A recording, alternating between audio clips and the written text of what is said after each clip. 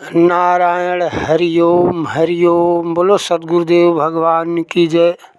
जैसा कि आज हम कलयुग की शास्त्रोक्त जो शास्त्रों में आया कि कलयुग की शुरुआत कैसे हुई, तो भाग 1 आज मैं आप लोगों के सामने प्रस्तुत करूंगा, जिसमें कि भाग 2 भाग 3 में एक कलयुग का पूरा वर्णन और कलयुग में कैसे मनुष्य की क्या विचार होंगे, ये सब पहले ही लिखा जा चुका है। मनुष्य के विचार क्या होंगे, उनकी प्रतिक्रिया क्या होगी, ये सब वर्णन शास्त्रों में आया। तो आज मैं कलयुग की भाग 1 प्रथम जो है आप लोगों के बीच प्रस्तुत कर रहा हूँ। आप लोग इसको ध्यान से सुनिए, मनन करिए। जब महाभारत समाप्त होता है और कृष्ण भगवान द्वारिका चले जाते हैं, उस समय और युधिष्ठिर, धर्मराज युधिष्ठिर अपने राज्य को संभालते हैं। तो युधिष्ठिर जो है मतलब चूँकि कौरवों को परास्त करके उन्होंने जो है राज धारण किया था, राजा बने थे, तो उन्होंने सदा वर्द बांटना शुरू किया कि मतलब आइए सब लोग खाइए। और खासकर ब्राह्मणों के लिए उन्होंने विशेष व्यवस्था किए थे कि जो है उनके लिए सोने की थाली और सोने के गिलास में भोजन कराते थे। और सदा वर्द मतलब हमेशा वहाँ भंडारा चलता रहा उनके जब राज पे बैठे। तो उसी समय एक ब्राह्मण और पंडित जी और पंडितानी दोनों लोग भिक्षा मांग कर अपने पेट पालन करते थे, और जहाँ मिलता था भिक्षा मांगते थे। शाम को जो मिलता था वो बना के खा के सो जाते थे। तो जब हस्तिनापुर के करीब वो ब्राह्मण पहुँचे तो भिक्षा मांग रहे थे, तो लोगों ने कहा, करे ब्राह्मण देवता, हमारे राजा जो है सदा वर्द बांट रहे हैं, सदा उनके यहाँ भोजन चल रहा है, और भूखे जो लोग भूखे गरीब हैं वहाँ जाके भोजन करते हैं। और ब्राह्मणों के लिए तो विशेष व्यवस्था है, वहाँ पर ब्राह्मण को जो है सोने की थाली और सोने के गिलास में पानी भोजन मिलता है। तो ब्राह्मण बड़े प्रसन्न हुए, पंडितानी जी से बोले कि आप जो है यहाँ ठहरो, मैं जाके भोजन करके आता हूँ और जो है आपके लिए भी प्रसादी लाता हूँ। तो ये जाते हैं। चूँकि ब्राह्मण जो है जब पहुँचे तो देखे, आहा 12 प्रकार के भोजन, 12 व्यंजन था, और सोने की थाली, सोने के गिलास में पानी पिए। और देखिए प्रभु, जो इतने समय के बाद इतनी व्यवस्था, और वो भी सोने की थाली और सोने के गिलास में पानी पीवे, तो उसकी क्या प्रसन्नता होगी। ब्राह्मण देव खूब प्रसन्न हुए अंदर अंदर, और प्रसन्न होते होते अपने जो है, और सब लोग जब ब्राह्मण क्या करते थे, जब भोजन कर लेते थे तो राजा युधिष्ठिर को तिलक करने जाते थे। तो ये भी पहुंच गए, राजा युधिष्ठिर को तिलक किए और बड़े प्रसन्न से आए, और पंडितानी जी से वहाँ का वर्णन करने लगे कि वाह पंडितानी जी, आज तो मतलब सोने की थाली और सोने के गिलास में हमने पानी पिया, और जो है 12 प्रकार का भोजन किया और आपके लिए भी लाए। तो पंडितानी जी, देखिए ब्राह्मण बड़े लालची होते हैं। तो पंडितानी जी बोली कि अगर ब्राह्मण देवता जी, आप वह अगर एक गिलास अगर गिलास सोने का ले आए होते तो हमारी गरीबी दूर हो जाती। तो ब्राह्मण तो पहले गुस्सा हुए कि ब्राह्मणी, तुम क्या मुझे चोरी सिखा रही हो, मैं ब्राह्मण जात का होकर चोरी करूं। तो अब वो वहीं रहने लगे, मतलब अपना डेरा डाल लिए और जाते अपना रोज़ भोजन करते, भोजन करके फिर ब्राह्मणी जी को भोजन लेकर आते और राजा को तिलक रोज करते। लेकिन कहते हैं ना कि रसरी आवत सिर पर करत निशान, पत्थर पर भी जो है रसरी निशान कर देती आने जाने से। इसी प्रकार ब्राह्मणी जी रोज जब पंडित जी आते थे खाना खा के, तो बस वही कहते थे, उनको याद दिलाती थी, अरे पंडित जी गिलास, एक बार गिलास ला दो तो हमारी गरीबी दूर हो जाए सोने का। तो एक दिन ब्राह्मण के मन में आया कि रोज़ ब्राह्मणी कहती हैं, राजा को क्या फ़र्क पड़ेगा, गिलास एक ले चले जाएंगे। तो क्या किए, ब्राह्मणी की बात बार बार क्योंकि कही थी तो उनको मनन आ गया कि चलो आज हम जो है गिलास को जो है लेते चलते हैं। ब्राह्मणी रोज़ कहती हैं, आज उनको दे ही देते हैं। तो वो क्या किए, काख के नीचे दबा लिए गिलास को, और जो है काख के नीचे जब गिलास को दबाए हैं, उधर उनको ध्यान नहीं था कि अब तो चोरी तो कर लिए ब्राह्मण जी, लेकिन तिलक करना है। अब तिलक कराएंगे तो हाथ तो ऊपर उठेगा, और जब हाथ उठेगा तो गिलास गिरेगा। लेकिन अब वो बचा कर तिलक करना चाह रहे थे, लेकिन इतने में गिलास सटका और नीचे गिर गया। और उसके बाद जब नीचे सोने का गिलास गिरा, आवाज़ किया, और राजा भी देखे कि यार ब्राह्मण होकर चोरी कर रहे।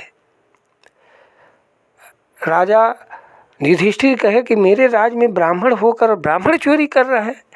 तो उन्होंने तुरंत राजसभा बुलाए। भोजन प्रसाद होने के बाद अपने बड़े दरबारियों को सबको राजसभा में उपस्थित होने के लिए बोले, और वहाँ से उन्होंने बोला, एक प्रश्न किया कि मेरे राज दरबार के सभी पदाधिकारी, मेरे एक प्रश्न का उत्तर आप लोग दीजिए।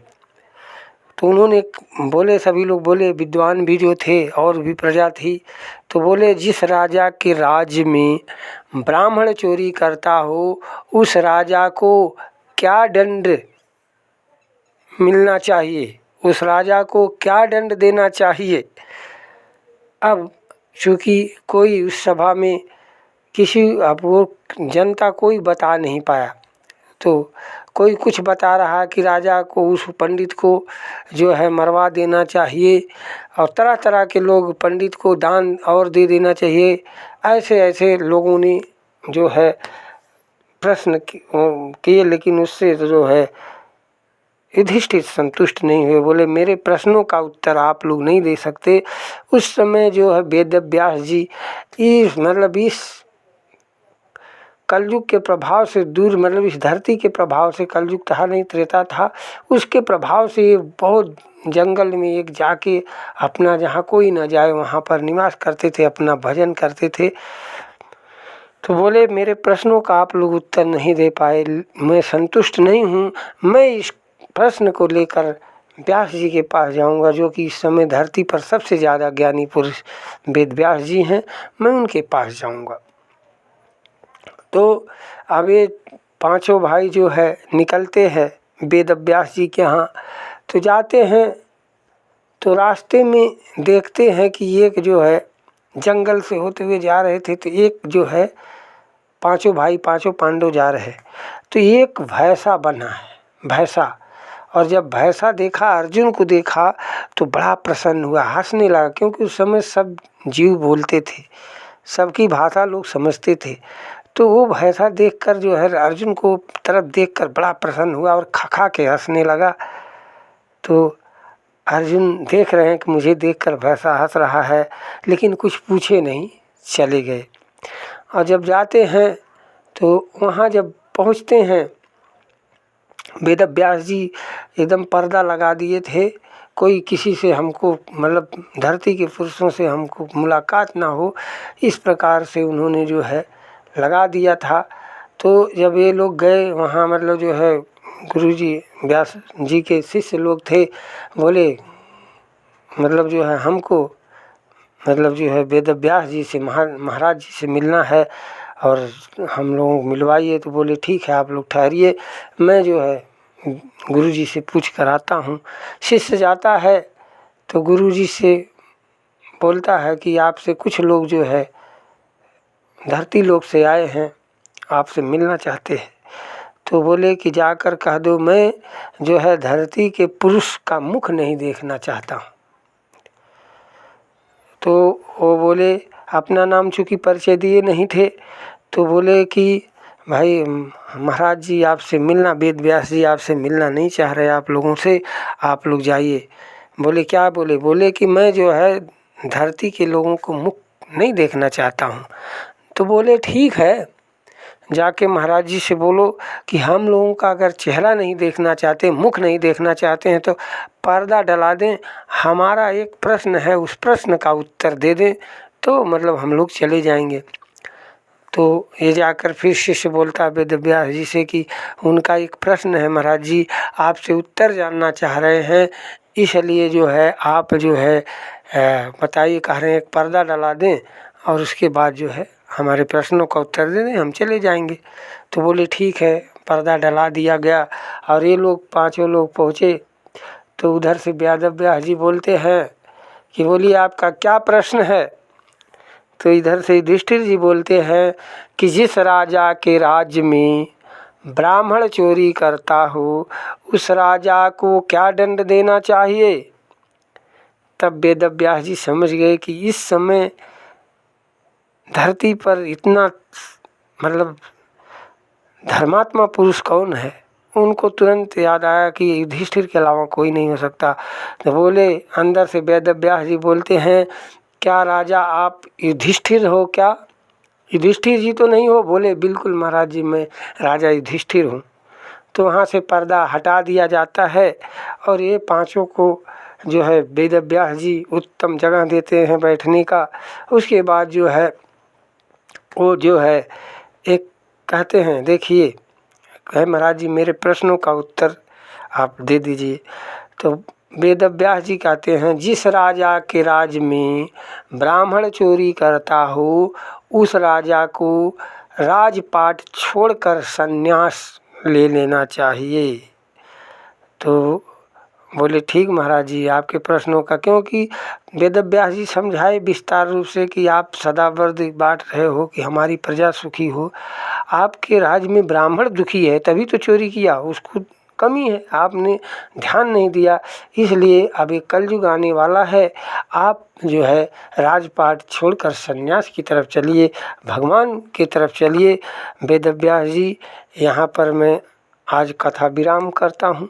इसको अगले भाग 2 में आप सुनेंगे कि भैंसा कैसे हंसा, क्यों हंसा और कलयुग के लक्षण। आज एक भाग आप लोगों का प्रथम भाग जा रहा है, अब कल जो जाएगा वो भाग द्वितीय होगा, जिसमें कि वो जो भैंसा रास्ते में जंगल में हंसा था अर्जुन को देखकर, उसके आगे की कथा जो है आएगी कि कलयुग के लक्षण क्या हैं। तो आप ये सब सुनिए और ये शास्त्रोक्त कथाएं हैं, इससे सुनकर हमारा विवेक जगे, हम सतमार्गी हों, हम जो है किसी को सताएं नहीं। इस कथाएं से जो प्रेरणा मिलती है उसको हम लोग धारण करें। आज संत महापुरुषों का संग से विश्व का कल्याण होता है, लेकिन संतों को सताया जाता है। तो हम सब संतों के पास जाएं। इसी के साथ भाग 1 समाप्त। नारायण नारायण बोलो। सद्गुरुदेव भगवान की जय।